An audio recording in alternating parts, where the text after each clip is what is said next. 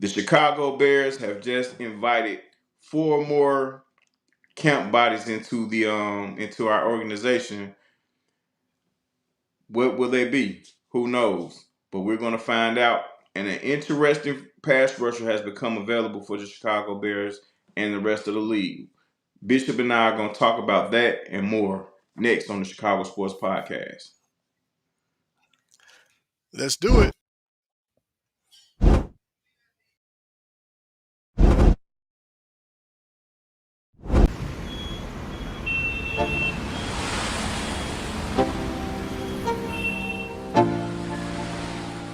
Let's go. Yo. Get up, nah, I ain't a quitter. Toss me the ball, I'm a really big hitter. Big picture, I'm a straight killer. Rising the song to the highest bidder. Got juice, got gas, I'ma move fast. New shoes, new tracks, like who's that? I'm new, come back, better than last. Yeah, it's a new me, never gonna look back. Never gonna look back. Cause damn, I was built to last. You move slow and I move fast. And that's facts.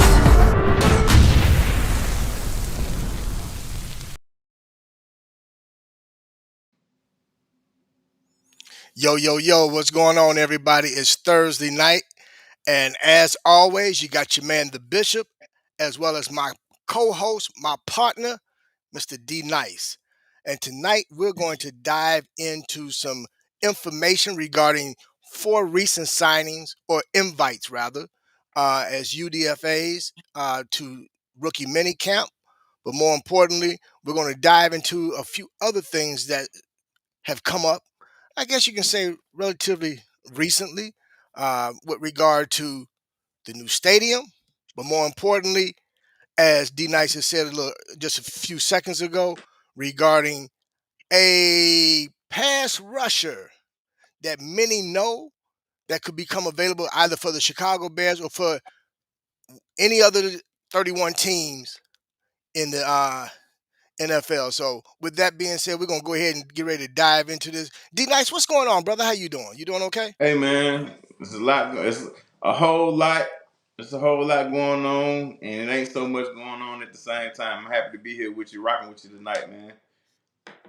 Likewise, brother. But before we get started, we're gonna ask everybody that's out there to do us a favor, please. Hit that like button, subscribe, and share this content because again, we do this content for you. And tonight we're gonna have a little fun. We're gonna dive into these 4 invites to minicamp. And I don't know if you guys are aware. The minicamp consists of those that were drafted by the Chicago Bears. Then there's undrafted free agents that were signed by the Bears, but then there are other invites for minicamp invites. And these 4 individuals that we're going to talk about were minicamp invites by Ryan Poles. So there's 4 individuals that we're going to talk about, and I'm going to go by name first, and then I'm going to go back and I'm going to kind of touch on each individual with regard to age, position they play, as well as some of their stats. So we have a Deion Hankins, who's a running back, played for Texas State.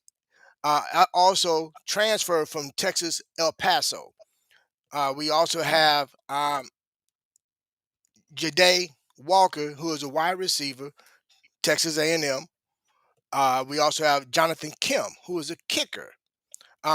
Played for Michigan State, but he was a transfer as well from North Carolina. And then we have a long snapper from Iowa, Mr. Luke Elkin. So let's talk about Mr. Deion Hankins first. Like I said, he's a running back. Mm-hmm. Played his last year at Texas State, but before then he played for University of Texas El Paso. He's actually a Texas native. He was born in Mm-hmm. Texas. He's actually from the Texas. He's from the El Paso region and area. This young man is 23 years of age. Uh, Big running back, very big running back. He's 6 foot, 225 pounds, and the man got some wheels. He runs a 4.53 40, and Mm-hmm. his RAS score was 7.14. Uh, Really quick, in 2023 he played 12 games. In 2024 he played 13 games.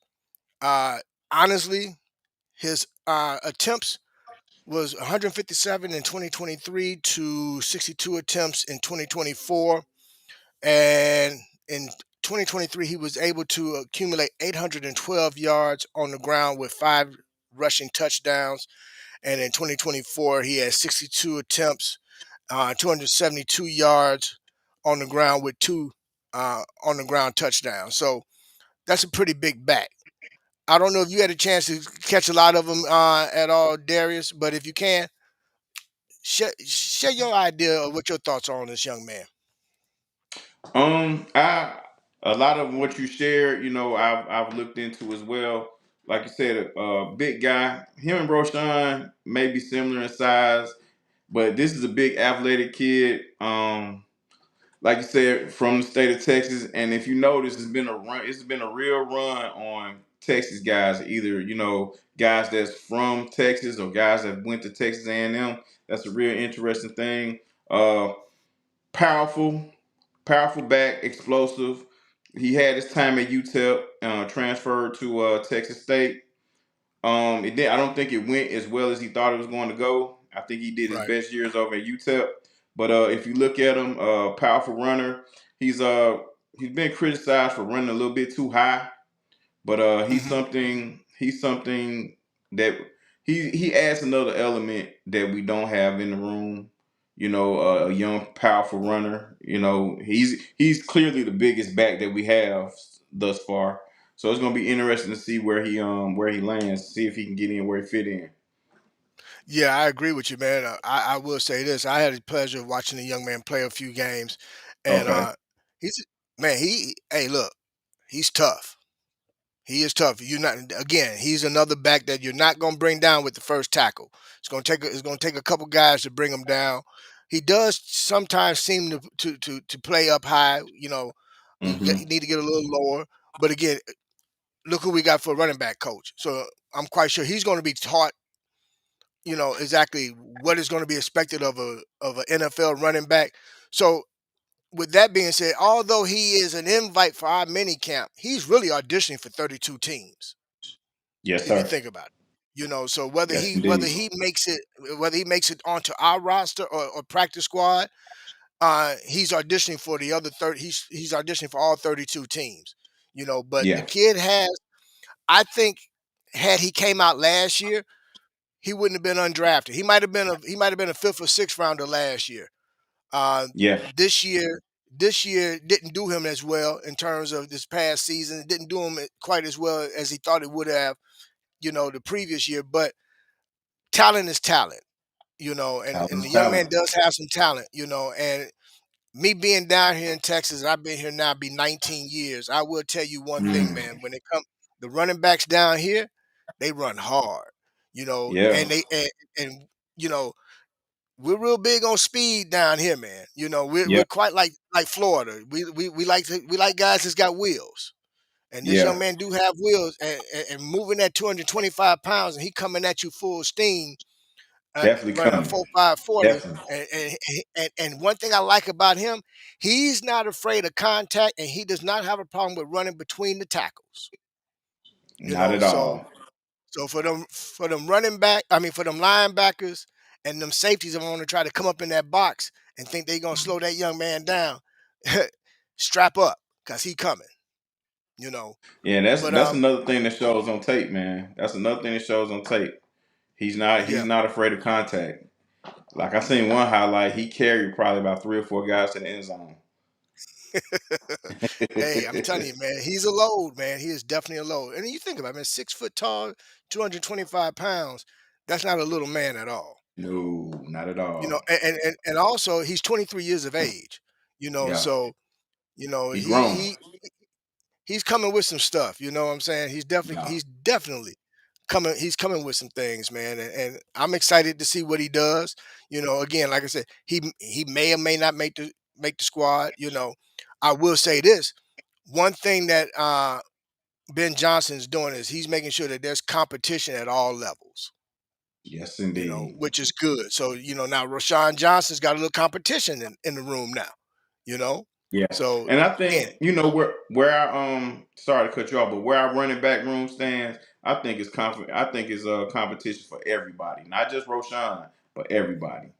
I agree. Everybody's on high alert, and that's the way it should be. I definitely agree with you, man. I definitely agree with you. Now let's go down to Mr. Jahdae Walker, wide Hmm. receiver, Texas A&M. This young man, born in Cleveland, Ohio. He's 22 years of Hmm. age, 6'2", 199 pounds. Young man has a 34.5-inch vertical, and he also has wheels. He ran the 40 at 4.45. Hmm. Known to be a burner, he can definitely stretch the field. Um, I think last year, this is another example of where last year, had he came out last year, he would not have been an undrafted free agent. He would have been drafted, But again, things happen for a reason. You know what I'm saying? Yes, So, indeed. but I think he adds a little something to our wide receiver room, which is something that Ben Johnson has been stressing. Him along with Poles have been stressing, which is speed. And that is Yes. something you just cannot coach, you know. And the more burners you have, the more you put the defenses on their heels. So Hmm. I'm excited to see what I actually like the young man myself. Now there is a little question regarding his upper body strength. He Yeah. didn't do too well. He didn't fare too well with the bench press. But again, that's something that he can work on. That's something he can build up and build on, but we got to think about something now. Look who our wide receiver coach is, and he wanted this young man. Yeah. So so that says a lot right there. So what's your thoughts on Mr. Walker, man? Jahdae Walker, like you said, a burner, really slender built, not very strong, but if you're fast, you don't have to. Sometimes if you're fast, you don't have to worry about being strong. You know what I mean? Now, if you look at him and just not him as what I'm saying from the number standpoint, but if you look at his stature and look at his play style, he reminds you a lot of Jameson Williams. Jameson Williams also had an issue early on in his college career of being slender built and looked at as not being very strong, but fastest guy on the field, hands down. Now, his length doesn't hurt him at all. And the Mm-mm. fact that he's from Cleveland, Ohio, which means he's used to the element. I don't think he's been in Texas that long and now he's used to cold weather, but um, he's a senior, older guy. Um, Another guy that can soak up game from the receiver room because it's packed in there. Yeah. But maybe I don't see him as a special teams guy or anything like that. I don't see him returning kicks or No, punts or because he only anything did like one that. return. He only did one return last season, Okay, so he's definitely not a returner. No. okay. Looking at his numbers at Texas A&M, the last 2 years, like I said, last year in 23, he had 590 receiving yards, and 2024 he had 345. He's not getting a lot of touches, for some reason. But if you watch A&M, they rotated wide receivers like what I'm saying, nobody's business. Yeah. But Yeah, they did. but interesting guy. I like the height. I like the speed element. I hope he comes in and does an excellent job, man. If he lands on his feet with us, that means he's done pretty well. And if not, and I hope for all these guys, the undrafted free agent guys, the guys that's coming in on invites or whatever, I hope for all these guys to land on their feet somewhere. But this is an interesting young man. He's coming into a packed room. But he's bringing more. Listen, he's bringing more competition. You never know how and when your number could be called. And Right. I pray like you don't know. You know what I'm saying? I pray like you don't know what that the injury bug skips us. But sometimes injuries open the door up for something young, fresh, and new, and we'll find out. That's for Yeah. sure. We'll find I out what tell you, Mr. Barkley will be. I tell you what impressed me most about the young man is his yards per catch. In Yeah. 2023, he averaged 16.9, you might say 17 yards per catch in 2023. And even though last season wasn't his greatest season, he still averaged 12 yards per catch. So that tells you the young man knows how to get open. Yes, He, indeed. he He definitely get he open, he and he definitely moved them open. chains. Yeah. He's definitely So open. yeah, man. So I'm excited to see what the I'm excited to see the competition in both the running back and the wide receiver room, man. Because it's been a long time that we can honestly say that we've had real competition in those two rooms. Yeah. So just to have that type of competition where guys are really fighting it out to make a roster spot is Hmm. is for me. It's inviting, man. I can't wait. I wish I could be a fly on the wall watching these guys in camp. I really do. Yeah.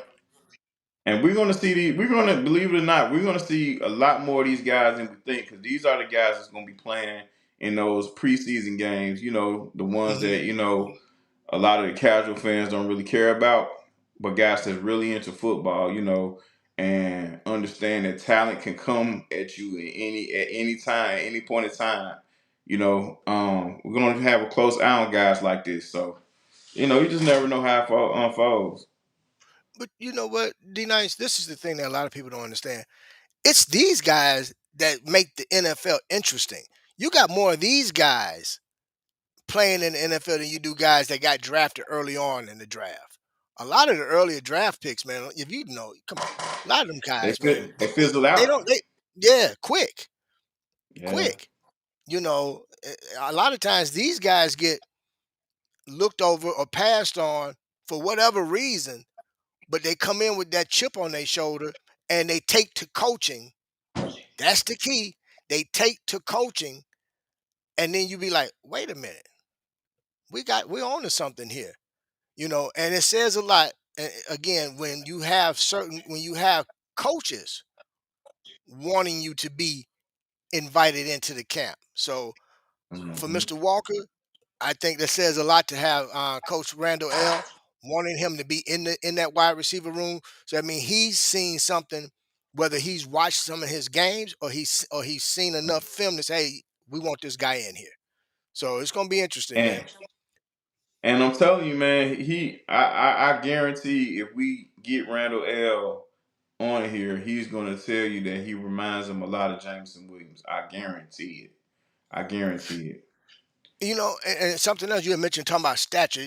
Another young man that plays in the NFL that everybody criticized him about his stature and his size coming in was Devonta Smith down in Philly.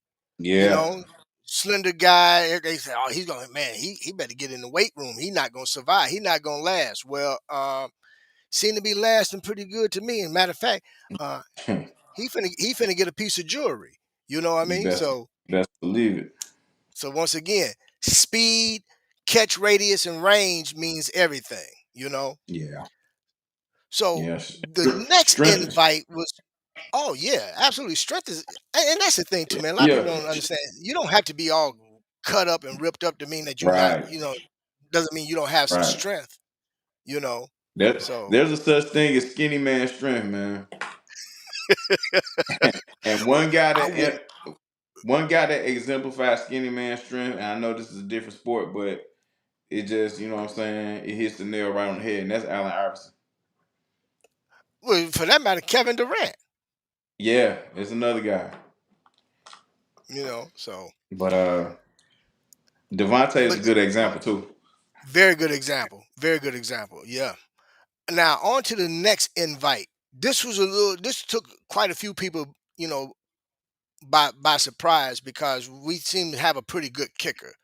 But again, Yeah. it's all about competition. And this young man who played at North Carolina then transferred to Michigan State, so he had to Hmm. kick in the elements and has a pretty doggone strong leg is Mr. Jonathan Kim, Yeah. age 23. Like I said, he did play in North Carolina and then transferred to play this last year at Michigan State.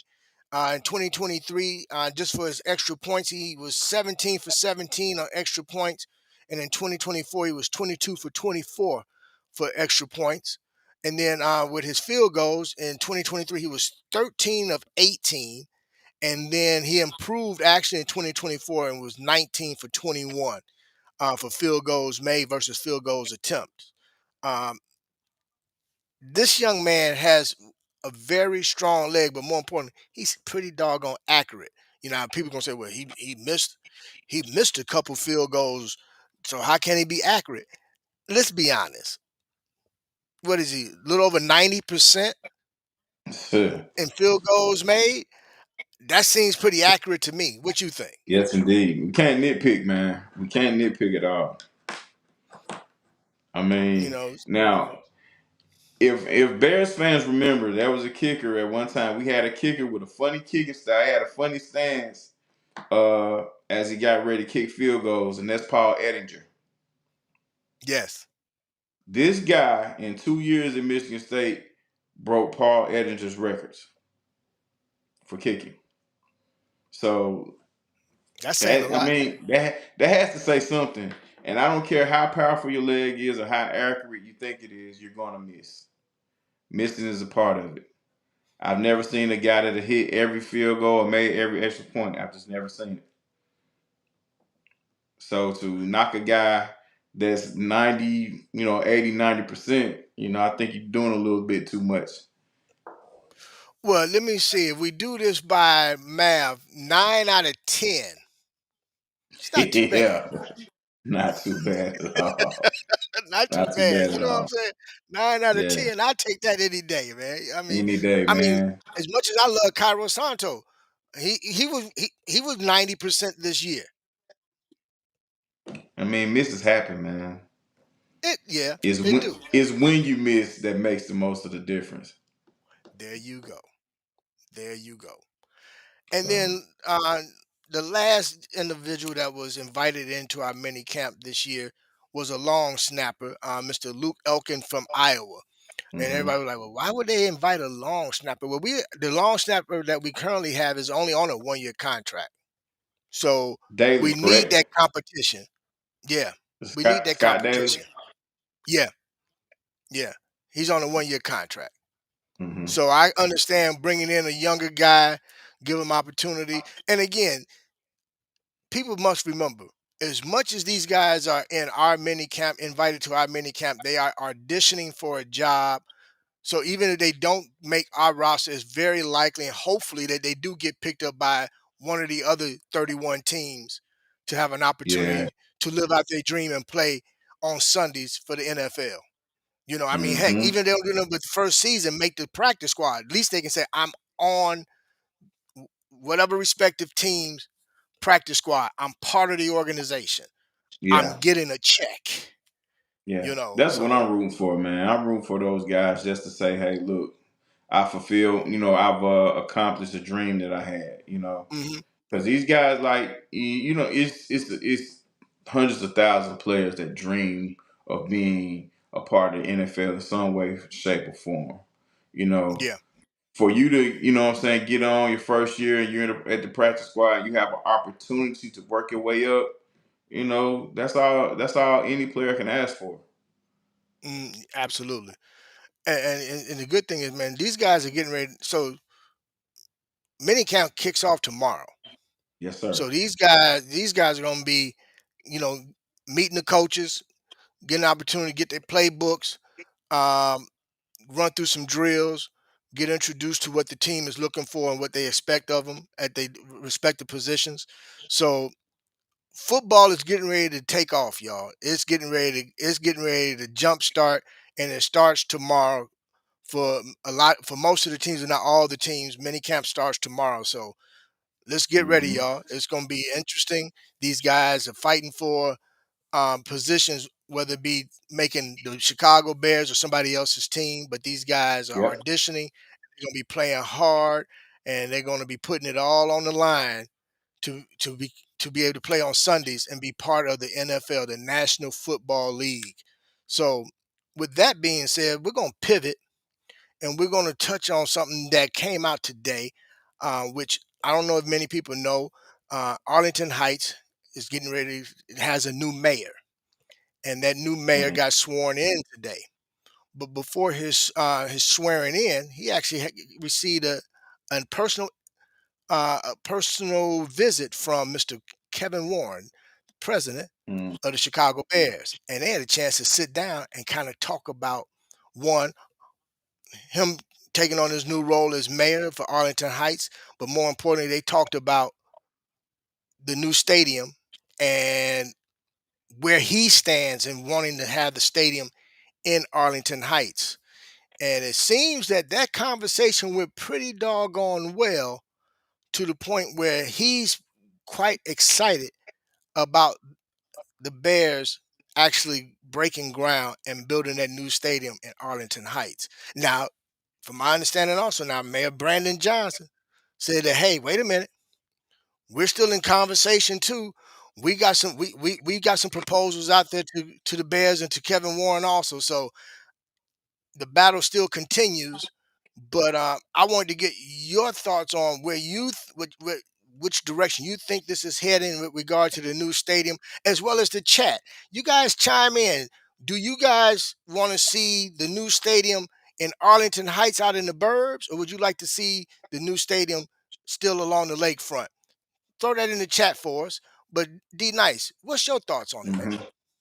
Yeah, speaking of the chat, shout out to you guys, Sean Lugo. Shout out to you, homie.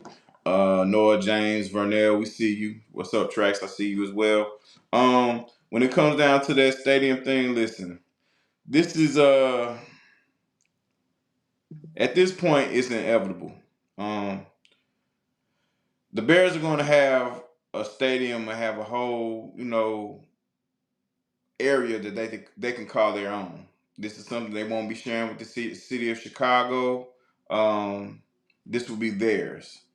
I think it's only a matter of time, that the ground's gonna break and things are gonna get started. The process will be started of developing this tremendous stadium. I don't know how many people have seen the illustrations of it, but it seems to be massive and very interesting. It's gonna be Yeah. something Arlington Heights is gonna have to get used to, that's for sure. But listen, I think I hope they speed up this process and get this thing rolling because it's long overdue for this organization to have something to call their own. Kevin Warren, shout out to him. He's really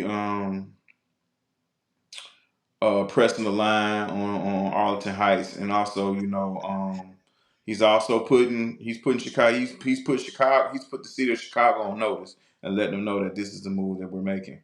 So hey, I'm ready for it. Well, I've said this before, and I've been on record for saying this, and I'm gonna say it again. This is like you telling your landlord, "Look, man, I've been telling you for the longest that I've been needing these repairs done, and you've refused to make these repairs. Therefore, I'm moving over there where I get all new everything. I get new sheetrock, fresh paint, everything is fresh and new amenities. Oh, and oh, did I mention new restaurants, hotels, and Yeah. everything else? So I get it, man. Kevin Warren's playing. He's playing chess. But unfortunately, I hate to say, I feel like the city of Chicago has been playing checkers.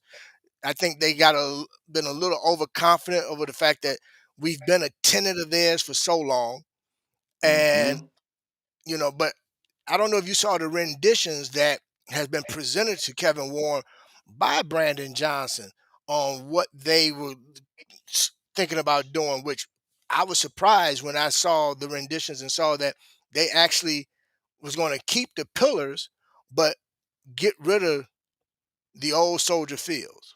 Yeah. I love the pillars, man. I love the pillars, man. I do too. That may be the favorite part of Soldier Field to me. The pillars. Hey man, it comes a time, man, where you get tired of renting, man.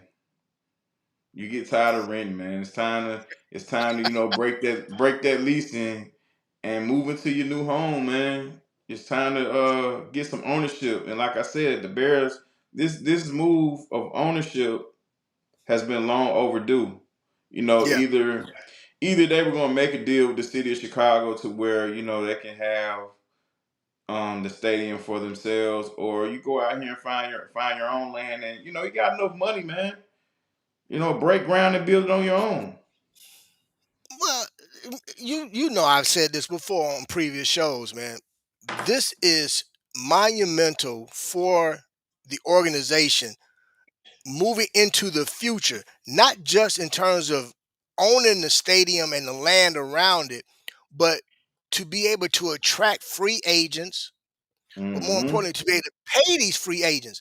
People don't understand. Although the Chicago Bears is that storied franchise, we are that franchise. There would be no NFL if it wasn't for the Chicago Bears and Coach George Halas. So let's put that out there first and foremost. But it's time for the organization to come into the 21st century with regard to owning and being able to pay the guys that they need to be able to pay. And they'll be able to do so by owning their own stadium and everything along that comes along with it, with the hotels paying. They can lease out their land. There's so many different things that they can do, man. That will just only help benefit the organization for years to come. So it's time, man. Like you said, It's it's a long time. time coming, man. Long overdue, Uh, man. don't get me wrong. I wish there was a way that it could be worked out to where they could stay in the city. But just being realistic, we're landlocked. We don't have a lot of space to be able to do what we need to do. Um, and even with doing so, again, where would the organization make its money outside of ticket sales? This way, by Right. building out, in Arlington Heights, there's so many different ways that they can make money for the organization. So as much as I'm Chi-Town born and bred, man. You know what I'm saying? Um, Mm-hmm. and I would love to see them stay in the city, but I think it's time, brother. I think it's time. Yeah. I mean, I, you I'm know, going. I'm going to miss them on the lakefront. I am. I'm going to miss them there. I was there recently, and I drove past that stadium about 4 or 5 times. Because I stayed downtown, mhm. and it still gives me the chills just to go by that stadium because it's just so many memories that I've had, of that stadium, and it's unfortunate that they have to leave that particular location because on the lakefront, man, it's nothing like it. No, it isn't. If you want me to be totally honest, it's nothing like that scenery. No, it's not, man. It isn't. But it is what it is, brother. I'm gonna It leave it at is that. what it is. I'm gonna Definitely leave is it what at it that. is. You Yeah. know, So with that being said, now we kind of we touched on it, but we're gonna go ahead and put it out there. So I don't know if everybody's aware. It got announced. I think when it came across my phone, might have been about 4:30 Central Time when I got the news that Hmm. Mr. Jadaveon Clowney was being released and is going to now be a free agent and become available for teams to add another pass rusher edge to their team. And of course, everybody is wondering, what are the Bears going to do? Would Now, and I will say this, he does have history with Coach Allen. So I Yeah. wouldn't be surprised, you know, but only time will tell. But I Hmm. want to get your take because I know you've talked about this before. So Yeah. I want you to go ahead and touch on it again. What are your thoughts on the potential of adding a Jadavion Clowney to a Dennis Allen's defense? Well, adding a guy like Jadavion Clowney definitely wouldn't hurt, especially for a team like the Bears, who are, kind of desperate for, someone to come in on the other side of Sweat and be a presence as far as rushing the passer. Jadavion Clowney's played a career of 140 career games, 58 sacks, 15 forced fumbles in a career. That's he can be added to the mix of the other guys. But the only issue I have, and I think Bears fans are gonna feel me when I say this, the only issue I have is how much is it gonna cost? Because we cannot discount you know what he is as an athlete.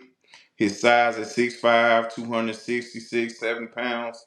Um, you know, ability to get around and get to the quarterback. Also has an excellent ability in the run game. And he can from time to time drop back in coverage, You know, he can drop back in coverage and get a pick, and he still has the athletic ability to take that thing to the house. So he's a very versatile guy. He fits. He definitely fits. But the only thing I'm concerned about is how much cheddar is you gonna cost us, bro. Well, I don't know, man. Me, I'm kind of on the fence with it, honestly. I'm on the fence, and I say that because I still want to see what we have in house. We got some young guys that I think we need to see exactly what we have in house first. That's why I don't think they're going to rush to sign a guy like Jadaveon, because if you think about it, even last year, he was on the market for a while before he was even picked up. So I think the same is going to hold true for this offseason as well. But Yeah, I, it wouldn't be a bad idea. But let's see what we have in house first. yeah. I mean, I'm of the adage that you can never have enough. As far as guys that's going to rush the passer, if anything else, he can be a rotational piece to come in and with the second unit. You know what I'm saying, and to the point where the second unit doesn't lose a step. You know what I mean? So, like I said, everything about Jadaveon Clowney sounds cool until we start talking money.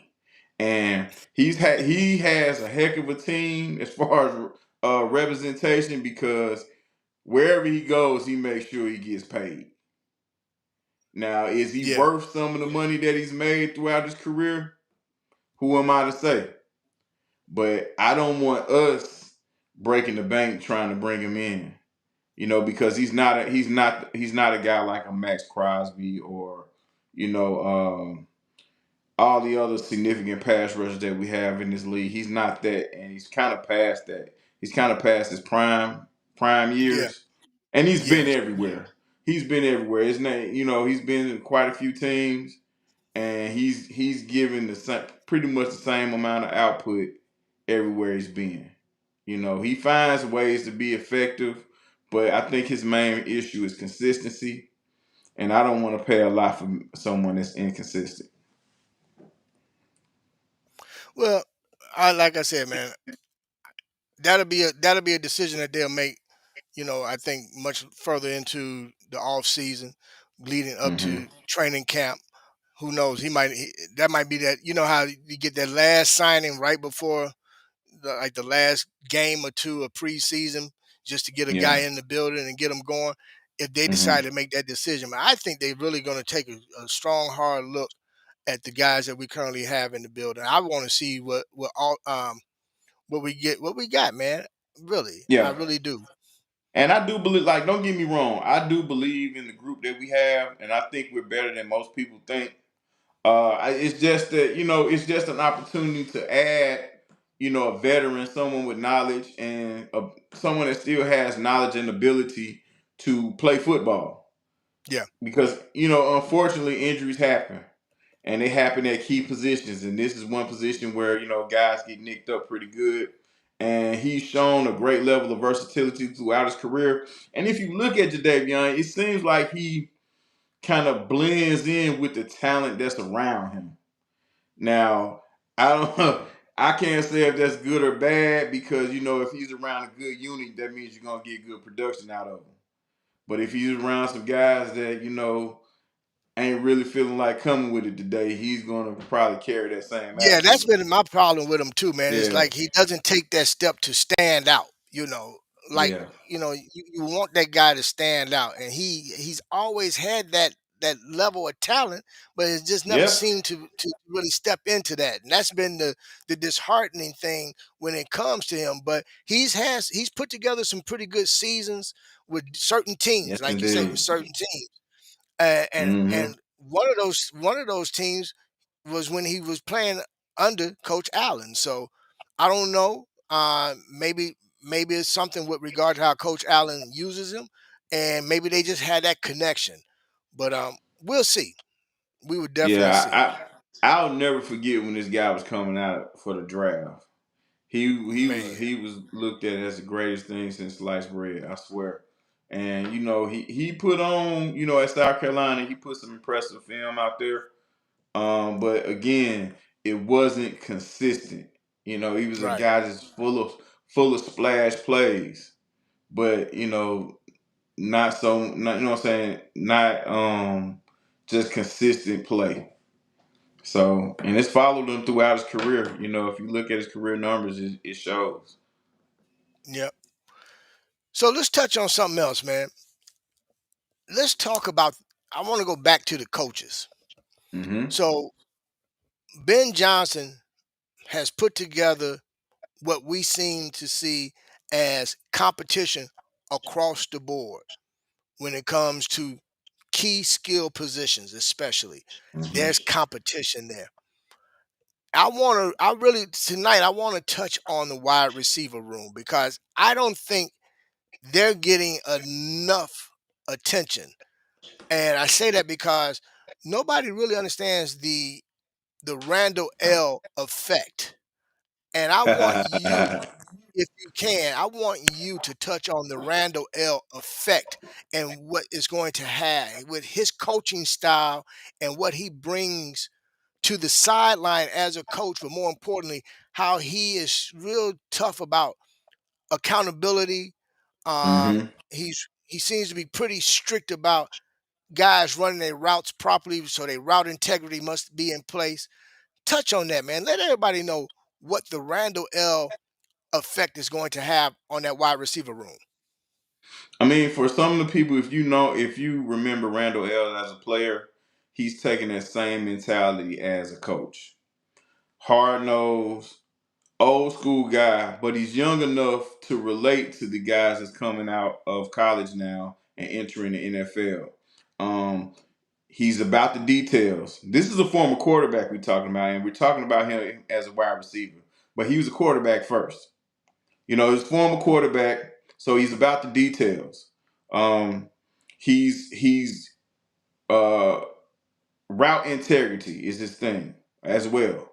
Um, hard nose. I can't say that enough because if you watch how he teaches the game, it's really aggressive, and he kind of attacks these players with knowledge, of the game, of the position, because he came into the NFL as like a tweener because Yeah, when he was at Indiana, he was the man. He was a quarterback, but he had to learn in order for him to play on Sunday.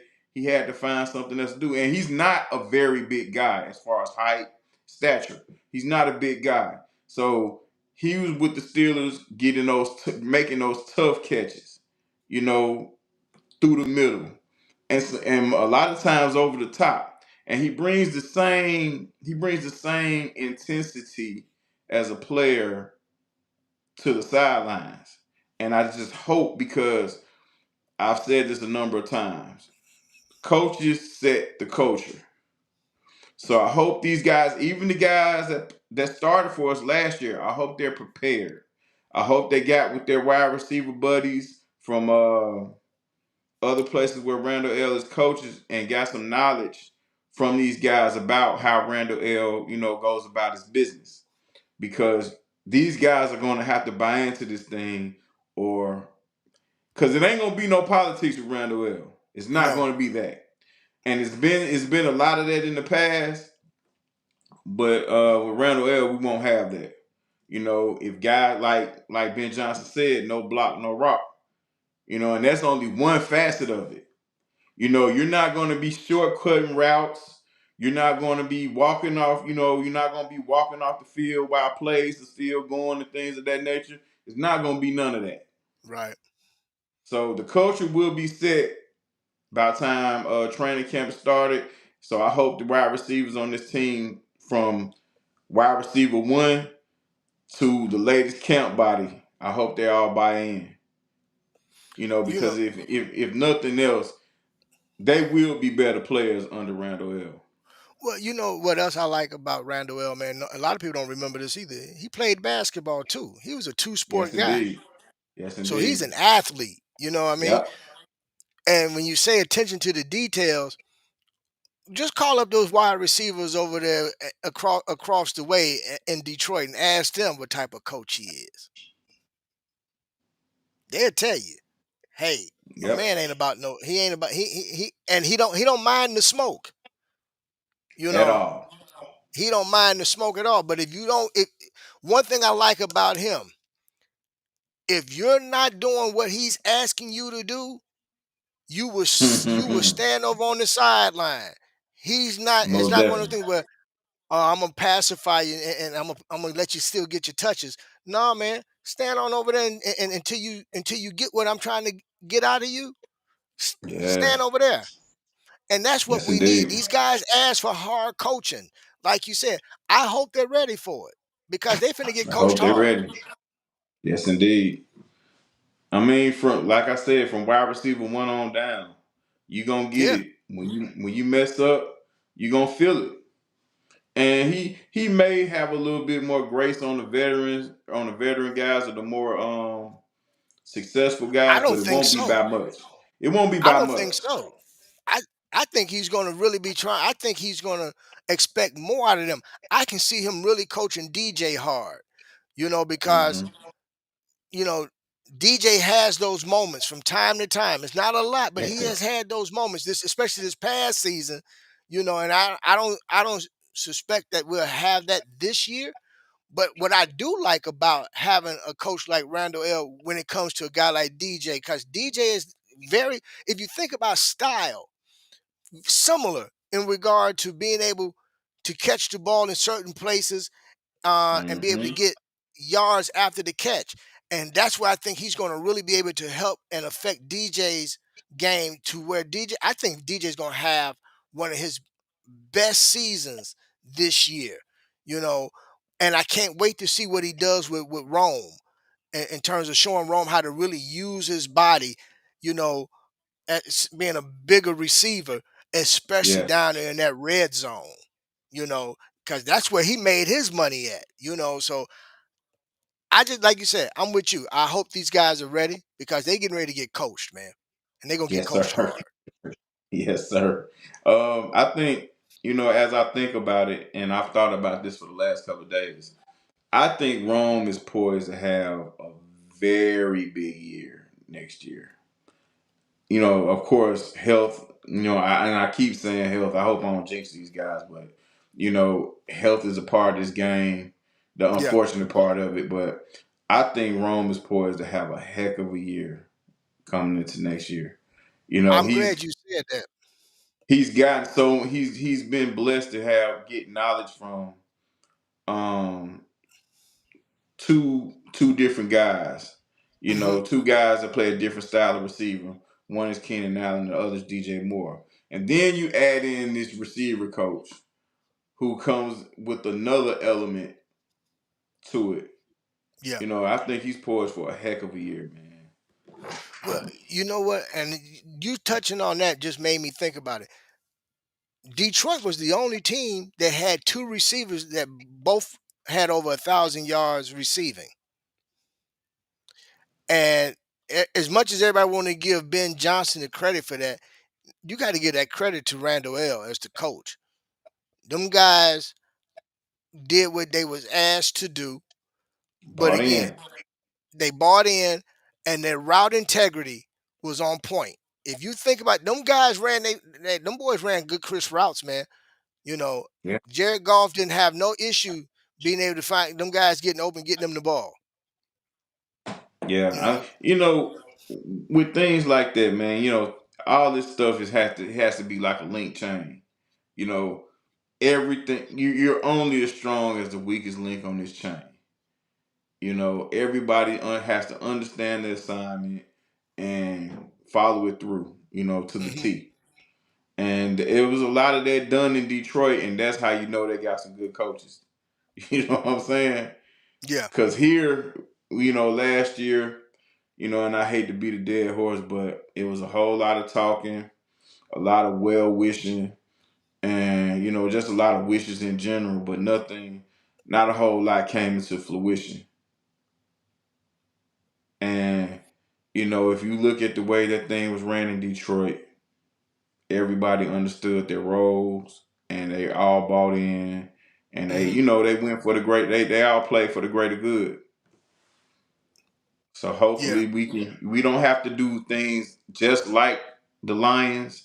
We don't Our offense doesn't have to copycat the Lions, but if we can copycat the fact that players are buying in and understand what the assignment is, I'll take that over anything. you know what I like about this wide receiver room is the versatility of each one of these guys. You can move these guys around. You got guys Yeah. that can play inside out. You got so many ways to use these guys, man. And each one of these guys are interchangeable.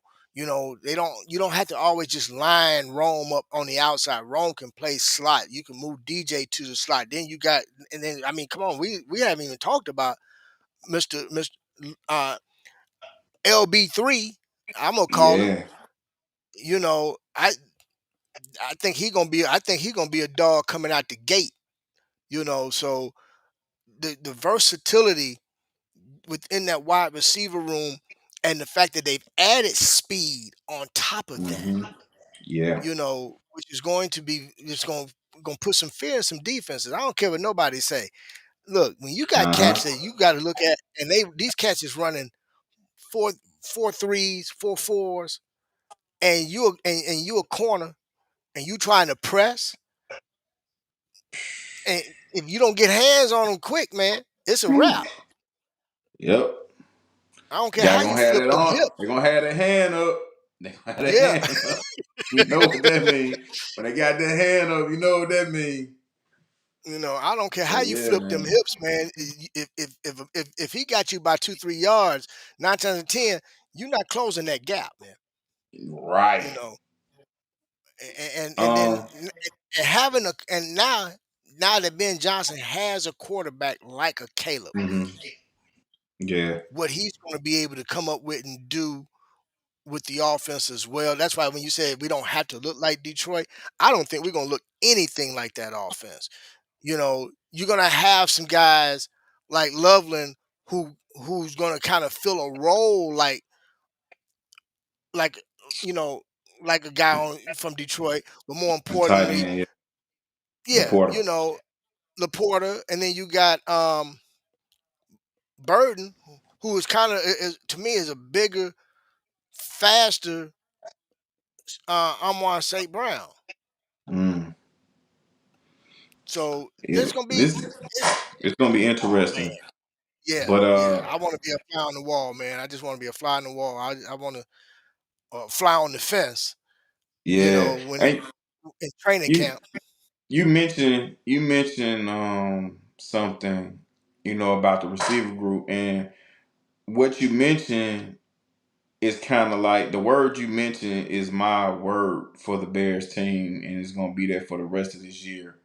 And that's versatility.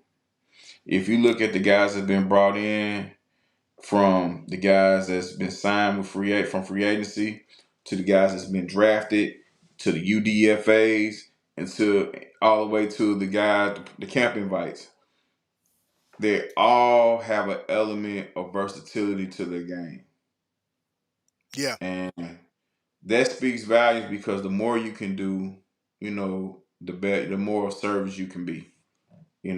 So that's my word for the Bears all year long: versatility. No, I'm with you on that, man. I'm definitely with you on that. And let's touch on something else real quick before we get out of here, man. You know, we have a lot of people, man, who seem to always want to hate on our blue and orange. You know what I'm saying? No matter what. I don't care. Whatever the Bears do, the Bears can't do nothing right. No matter where we pick a guy, whether we picking them first, whether we picking them 10th, whether we picking them 199th, it doesn't matter. Yeah. Whatever the Bears do, the Bears just suck. They ain't no good. You know, um, if you think about it, man, this year everybody had their sights because we was picking 10th. Nobody knew who the Bears was going to pick, and we made a pick at 10 that everybody. I'm gonna use my favorite word. Everybody poo-pooed on because they did not understand that pick, And I was having this conversation earlier with Trax, and I was just telling, I said, Mhm. Trax, the biggest problem is I think a lot of fans or people, I'm not even gonna say fans, but a lot of people get so used to hearing a certain name that the national media as well as local media tends to just put out there, and they get locked in on that name, and they get locked in on the name, but they don't really take time to think about how a certain player fits into the scheme. And you and I have gone on record previously, and anybody can go back and check any of our previous shows where we've talked about how does a guy fit into the scheme, you Yep. know.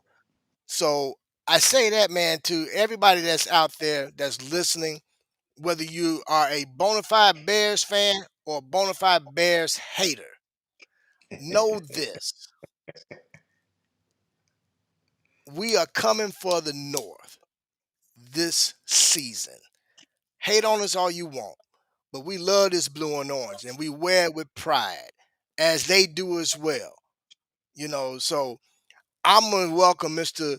Loveland to the team because he was drafted number 10 and nobody wanted the young man. Everybody poo-pooed on him because they thought we should have took Mr. Warren instead. But that's okay. Uh, Because again, I understand why this draft pick was made. And my own partner here was like, wait a minute, what? What are we doing? yeah. Yeah. I was But gonna say, I'm I here was to gonna tell speak y'all, on it, man. pay attention to how he fits into this scheme, man. And I guarantee y'all, uh, y'all gonna love what you see. That's just my take. But I'm gonna let you get your 3 cents in on it before we get out of here. Now, listen, when the pick was made, well, let me go back for a second. You spoke on, a lot of the people that throws this information out to the wind for it to be caught by anybody that has a listening ear. That's kind of a part of the job. That's kind of, that's a part of the media, especially nowadays, because who people that controls the illustrations that can control the minds of anyone. You know what I mean? If someone sees something enough, they're going to gravitate to it.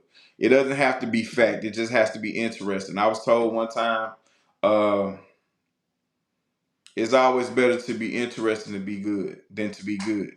So anything that drives interest, that can create a conversation, create a back and forth, can Right. create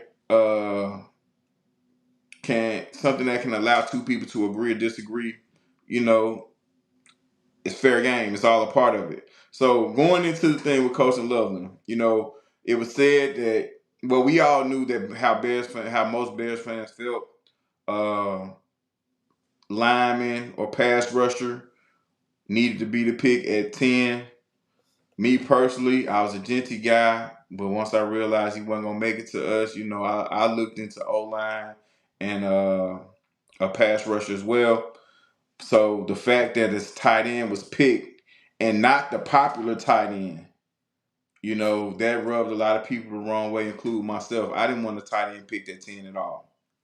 But this is what it boils down to. These guys spend days, weeks, months, hours doing this. This is a new regime. We cannot blame this new regime for what the old guys did. But us as fans can still be traumatized by it. Another unfortunate part of the game. So, with that being said, I had to come to grips with Coastal Loveland being drafted and have to accept it because I trust the guys that's making the decisions. I trust that when you're drafting a guy like Coastal Loveland, now I can't tell you, I can't predicate what the number's going to be. But when you're drafting a guy like Coastal Loveland, you're saying to me that you have a plan for this guy. You're saying to me that he was the best pick at the time on your draft board, and you have a plan in place for this guy. Even though we have what I would think is a top 10 tight end in Cole Kmet, or right on the cusp of, He just didn't get certain opportunities last year. But there's a plan in place for this young guy. Because I trust the Bears brass, I can't wait to see what it is. Because it'll make me feel a hell of a lot better about this pick if I knew what the plan was off the bat. But being that I don't, I was pissed at it too. I said a bunch of choice words about the pick. Hopefully I can eat my words, and us as Bears fans can live happily ever after with this guy. Maybe he can be a perennial Pro Bowler, or hopefully a Hall of Famer or whatever. But if he's just a role player for the moment, I have to trust the people up top that made this decision. Because having two tight ends is not a bad thing. I remember, the last time the Bears had really had a mean combination at tight ends when we had Desmond Clark and Greg Olsen. It didn't work. It wasn't bad. That's for sure. It worked pretty good. But we just had to figure out some other things. That's why it didn't go to where it needed to go. And ultimately, Greg Olsen is traded, and he'll eventually be in the Hall of Fame. Shouts out to him. But, we went another direction. So this two tight end thing, I'm very intrigued by it. And again, I was not happy by the pick, but like I'm going to tell Chicago fans, listen, trust the process. The process didn't work too well for Philly, but I think it's going to work great for us. So we just need to trust the process. Let this thing play out. It's all right if we get upset on some days when things don't go right, and it's okay to be passionate, but what can we do? We're not decision makers. We're just people that have an opinion. We're fans of this game, and Right. we all want the same thing for the Bears. We all want the same thing for the Bears, so let's just see how it works. But like you said, with some guys on the poo-pooing, yeah, I was poo-pooing for sure. But then if you look at No, if you look at the way the draft fell, okay, you could say the Bears should have traded back or whatever. But to trade back, you have to have somebody willing to participate. You can say, well, the Bears should have took Michael Williams, but they end up taking someone, with a little bit more versatility later on in the draft. Hopefully he works out. Listen, there's so many elements to this. But I think what messes a lot of us up is these prognosticators coming out of woodworks left and right telling you which direction the Bears are going to go. And, as a human being, most of us are going to lean toward, who we call the experts of this thing. Not saying that we can't think for ourselves, but if you think about the casual fan, man, they just want they want answers for guys that they trust, guys that played, or guys that's every day talking about this stuff. You know what I mean? So, and it's not a whole lot of diehards. A lot of people are casuals. So, that's when, all the misinformation comes, and it's coming from everywhere. And before you know it, you got a whole bunch of opinions, and we don't see the facts until draft day. And when we see the facts and it's different from all the other opinions, we're fucking devastated. So, man, all we can do, Bears fans, is trust the process, man. I think we're gonna be happy with the process myself. Like I said, Yeah. you know, I know that pick, every pick that they made had a reason behind it, and and all of it fits into scheme. So all I'm gonna Yeah. tell everybody out there before we wrap things up is pay close attention to what the scheme is going to be, but more importantly, what the identity of the team is going to be. That's going Yeah. to tell you everything regarding the direction of the new Chicago Bears. So with that being said, I want to thank everybody out there who took the time to hang out with us tonight. Again, do us the favor, please. Hit that like button, subscribe, share the content. Get ready, guys. Tomorrow kicks off the rookie mini camp. Football is here, y'all. We're getting ready to get things going. We're in the month of May. We're starting. We can start smelling the sweat. We can see the grass, and it's getting ready to kick off, y'all. So get ready, chime in. Thank you again for being with us, guys. I really do appreciate it, as well as my man D Nice. We want to thank everybody for spending your Thursday evening with us, and we look forward to seeing you guys next week as well. With that being said, me and my partner D Nice, we want to tell you guys peace and love, and bear down. Bear down.